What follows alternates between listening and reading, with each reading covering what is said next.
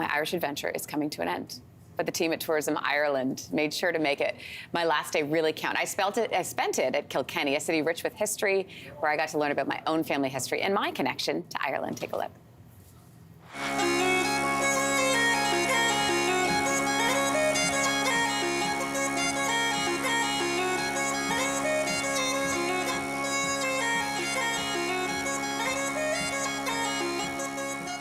Okay, so it's another spectacular day in Ireland, and today I find myself in Kilkenny. Right behind me is Kilkenny Castle. It was built about 900 years ago as a way to defend the city, and it has stood through some of Ireland's most historical events. Today, people come in and take in all of that rich history. I'm taking it all in, including the beautiful gardens, the rolling hills, and of course the views of the city that you just have to see. Check it out.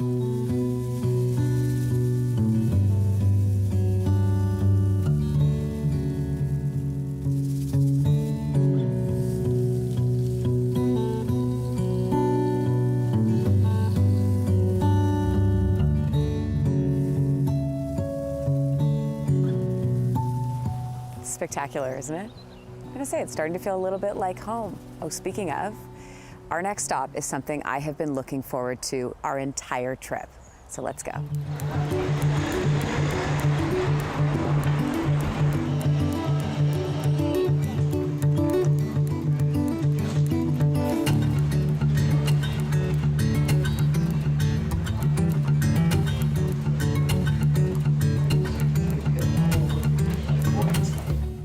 Where I'm walking right now is known as the medieval alleyway. It's just off of the medieval mile. It's a bit of a time capsule of what life would have looked like hundreds of years ago.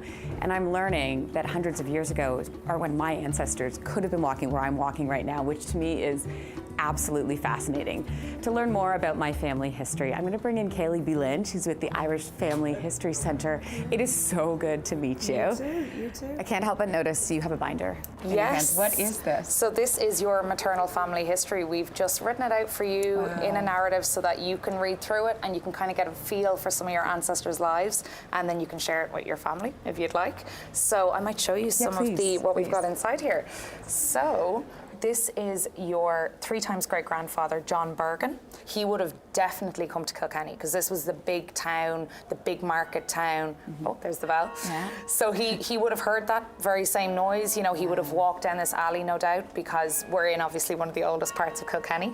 And this part of your family it's incredible that they made it to Canada because he escaped Ireland just before the Great Famine. People were starving before the famine really kicked in because of just political, disagreements.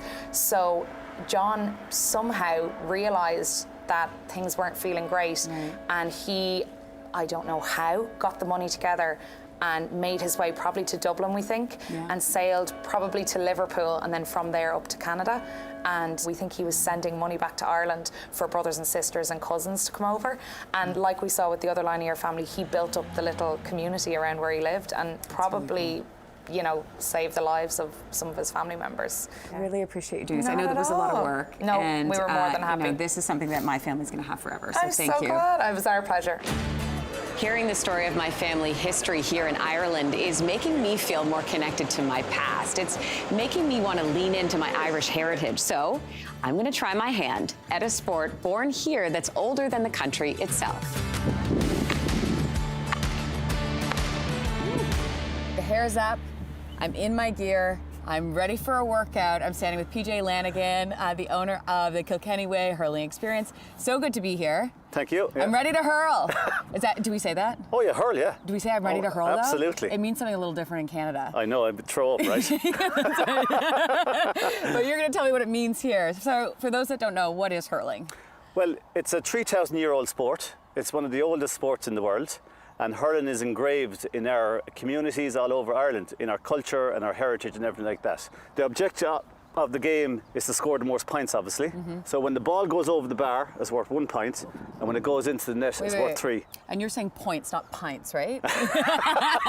Well, we like both. And we do that after, right? We like both. Yeah, that's right. Okay, so you're going to show me a thing or two on how to play. Yeah, well, the most important thing is to get the ball into your hand. Okay. And you can't just pick it off the ground. You have to use your hurley. And the first thing you do is a roll lift. Yep. Simple as that. Yeah. And then when you have it in your hand, you can soloist it down the field. Yeah. Right. You can strike it, which is I'm not going to. You can strike it, right? Yes. Or you can hand pass. You can hand pass. Hand pass. Okay.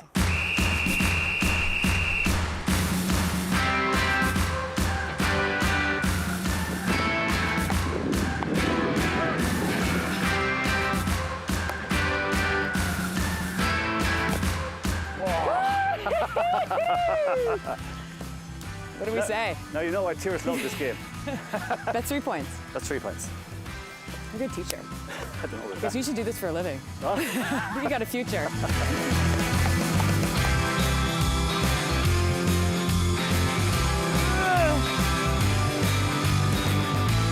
That thing was so heavy. That was great. You're I know. natural. We had it was really fun. I really like that sport because I was always saying to you guys earlier, it's like a combination of all the things I love. It's like baseball, golf. There are hardly any rules. You hardly wear any protective equipment either.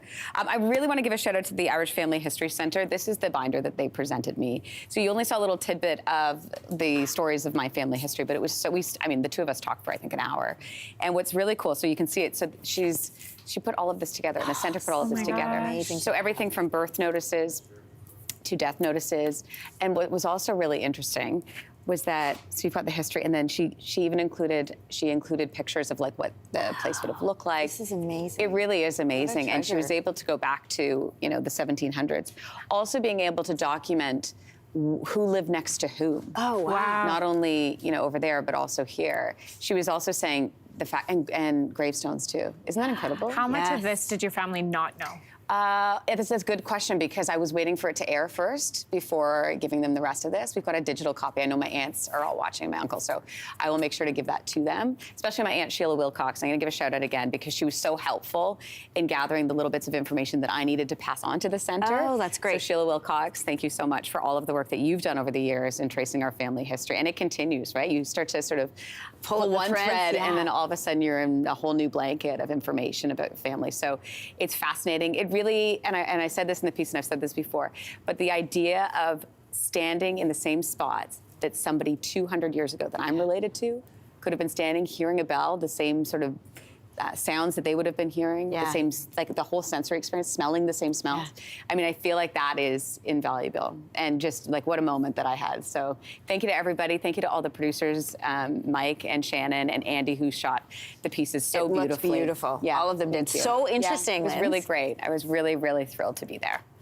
Hey, thanks for watching. If you liked this, be sure to subscribe here, or you can check out more Your Morning videos right here.